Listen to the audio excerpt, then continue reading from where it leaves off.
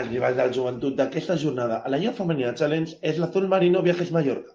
L'equip de Jordi Vizcaíno venen de perdre a la pròrroga contra Leganés per 70-77 i estan col·locades a la 5a posició amb un balanç de 13 victòries i 7 derrotes. L'equip mallorquí ve de perdre els últims minuts del partit contra la Cordà del Paterna i les fa col·locar a la 11a posició amb un balanç de 9 victòries i 11 derrotes. Com a punts forts del Mallorca, són molt fortes en el rebot, sobretot en el rebot defensiu.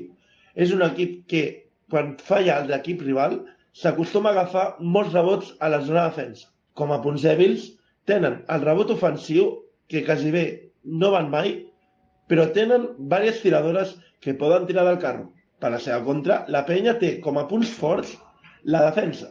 Són el segon millor equip defensiu de la competició i, en contra, és un equip que no agafen gaires rebots ofensius. Les baixes per al partit són les següents. L'Azul Marino no té baixes. L'equip verdinegre té la confirmada baixa de Marina Minyó.